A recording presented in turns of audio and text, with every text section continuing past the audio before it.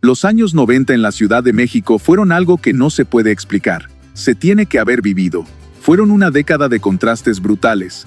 El país temblaba por dentro, la economía se sacudía, pero en las calles, en los mercados, en las escuelas y en las casas, la vida seguía con una energía que hoy se antoja imposible de repetir. Hoy vamos a regresar juntos a esa Ciudad de México que ya no existe.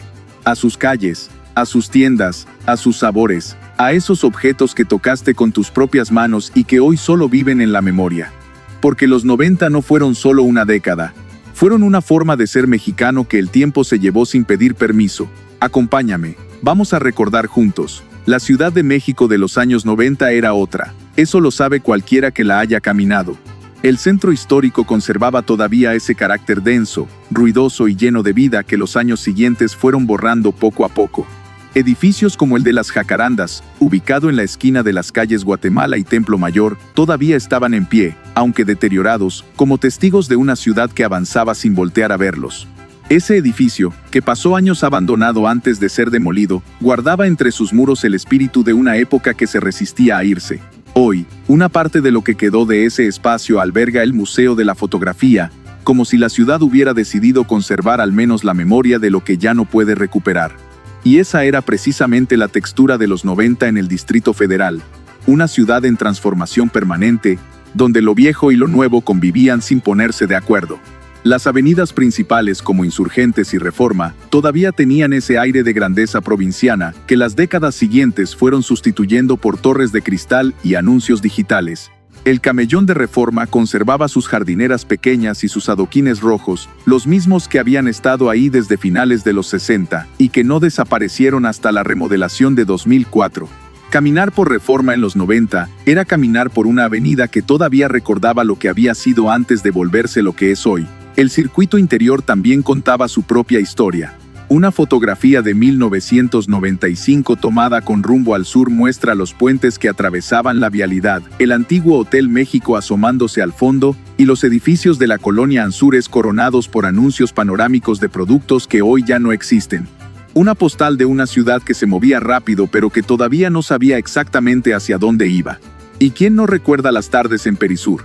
Inaugurada en 1980 en la esquina de Periférico e Insurgentes, era considerada la tercera plaza comercial más grande de la ciudad, después de Plaza Universidad y Satélite.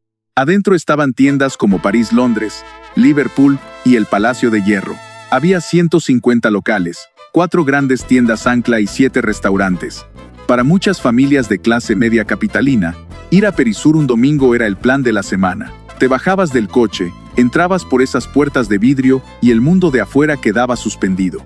Dentro todo olía a tienda nueva, a perfume, a palomitas de los puestos del pasillo. Y si tenías suerte, comías en alguno de los restaurantes de adentro y pagabas con los vales conocidos como títeres, ese sistema de pago que era moneda corriente en las empresas de la época. Pero los 90 en la Ciudad de México no se vivían solo en las plazas comerciales. Se vivían en la calle, en los puestos, en las esquinas. Y pocos objetos capturan mejor esa vida cotidiana de la época que los tazos. Esos pequeños discos de plástico de 1 pulgada, con caras de los personajes de Looney Tunes, Los Simpson, Caballeros del Zodiaco y los Hanna-Barbera, aparecieron en las bolsas de Sabritas a partir de 1994 y desataron una fiebre de coleccionismo que nadie había anticipado. Había colecciones de hasta 124 piezas diferentes. Había giratazos, supertazos, chiquitazos, magictazos, megatazos, mastertazos, macrotazos y portazos. Cada variante tenía su propio mercado, su propia lógica, su propia jerarquía entre los niños del salón. El que tenía el tazo más raro era, sin discusión, el más popular del recreo. Y si no tenías para comprar papas, buscabas a alguien que te cambiara uno. Esa economía informal del intercambio de tazos era, a su manera, la primera lección de negociación que muchos mexicanos de esa generación recibieron. En la tiendita de la esquina también vivían los chetos de Sabritas, con Chester en la bolsa y ese polvo de queso con chile que lo manchaba todo. Los controles de las máquinas de arcade en los salones de juego quedaban teñidos de naranja. Las páginas de los cuadernos, las mangas de los uniformes. Era imposible comer chetos sin dejar evidencia. Y los torciditos, que corrían la misma suerte, eran prácticamente una extensión del uniforme escolar de cualquier niño capitalino de los 90. Hablando de la escuela, los cuadernos de esa época merecen su propio capítulo. La empresa Scribe lanzó una línea de cuadernos con portadas ilustradas con personajes de golosinas que se convirtió en objeto de deseo inmediato. Los había de espiral y simples, con cuadrícula, raya doble y de dibujo. Llegar al primer día de clases con uno de esos cuadernos era una declaración de estatus silenciosa, pero perfectamente entendida por todos. Hoy ya no se fabrican, pero quien los tuvo, los recuerda con una claridad que sorprende. Y después de la escuela, si llegabas a casa a tiempo, te esperaba la televisión. Los sábados por la mañana eran territorio sagrado. El televisor encendido antes de que amaneciera, los ojos pegados a la pantalla, el tazón de cereal en la mano. Dinosaurios llegó en 1991 y cambió algo en la manera en que los niños mexicanos entendían la familia, el trabajo y la sociedad, aunque entonces no lo sabían. La familia Sinclair, con su bebé consentido que siempre golpeaba al papá en la cabeza, era al mismo tiempo absurda y profundamente familiar. 4 temporadas, 65 episodios, y un final que hasta hoy se recuerda como uno de los más emotivos de la televisión de esa década. Dragon Ball GT llegó entre 1996 y 1997 y encontró a una generación que ya había crecido con Goku desde niño.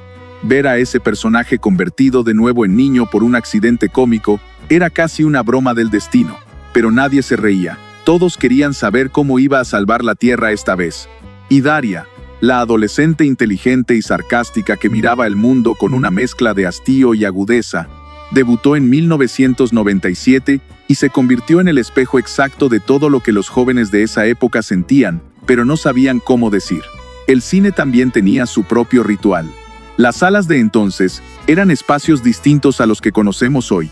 Las multisalas no dominaban el paisaje. Había cines de barrio, salas grandes y únicas, butacas de terciopelo y pantallas que se sentían monumentales. Las carteleras de los 90 incluyeron Robin Hood, El silencio de los inocentes, Titanic, Mulan, El zorro y Expedientes X, la película. Ir al cine en los 90 no era solo ver una película. Era un acontecimiento. Te arreglabalabas, hacías fila, comprabas palomitas con mantequilla de verdad. Y cuando se apagaban las luces, el mundo de afuera desaparecía completamente. Las heladerías Holanda eran otro punto de referencia ineludible de la Ciudad de México en esa época. Dispersas por distintos rumbos de la ciudad y dentro de los centros comerciales, se distinguían por su diseño interior colorido y sus promociones temáticas.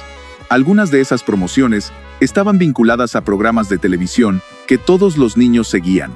Pedir una paleta Holanda era casi un acto reflejo de fin de semana. Hoy los locales de la marca ya no existen.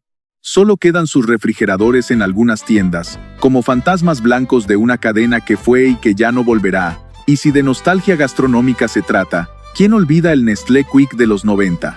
A mediados de la década, el simpático conejo amante del chocolate miraba desde la lata con esa sonrisa de promesa dulce.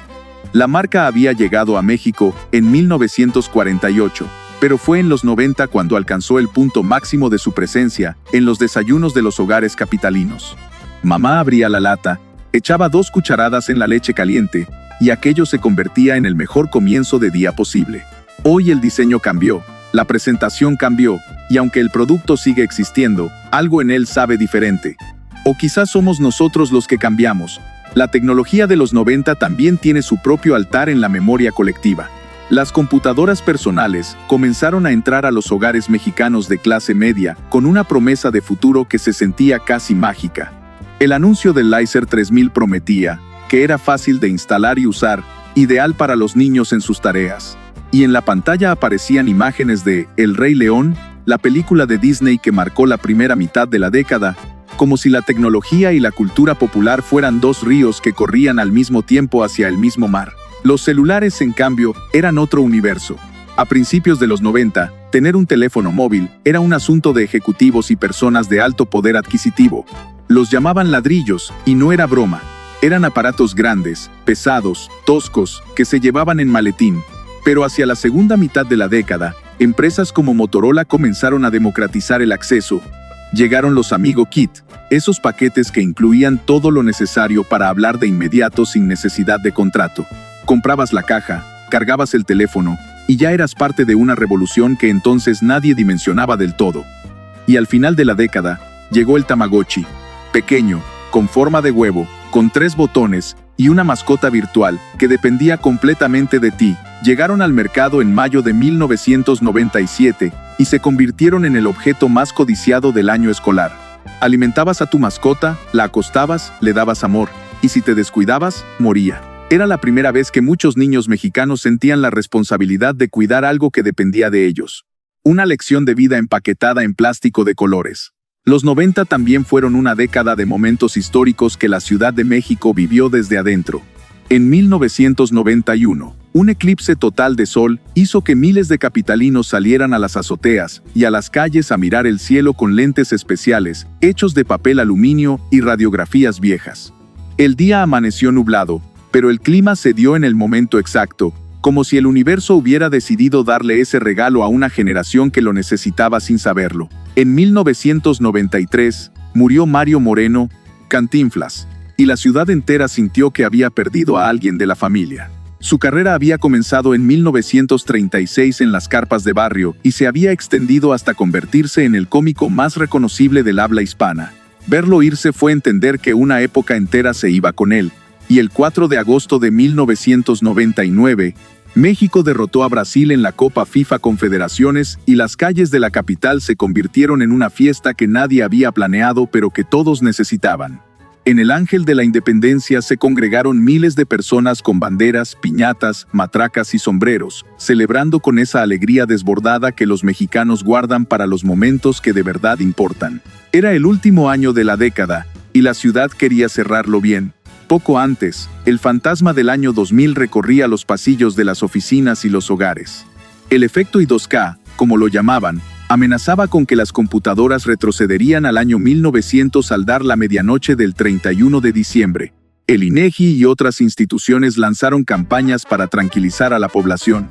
Nadie sabía exactamente qué esperar. Y cuando el reloj llegó a las 12 y el mundo no se detuvo, hubo una mezcla de alivio y de algo parecido a la decepción, como cuando esperas una tormenta que al final no llega. Así eran los 90 en la Ciudad de México. Una década que te exigía estar presente porque todo cambiaba muy rápido. Las tiendas abrían y cerraban, los bancos cambiaban de nombre. Las canciones de Bronco sonaban en la radio de los taxis mientras Café Tacuba llenaba los bares de Coyoacán. Las Spice Girls tenían pósters en los cuartos de las adolescentes y Nirvana sonaba en los Walkman de sus hermanos mayores. Todo cabía en esa ciudad, todo convivía, todo se mezclaba con esa capacidad que tiene el Distrito Federal de absorber el mundo sin perder su propio centro. Hoy muchos de esos lugares ya no existen. Las heladerías Holanda cerraron. El edificio de las Jacarandas cayó.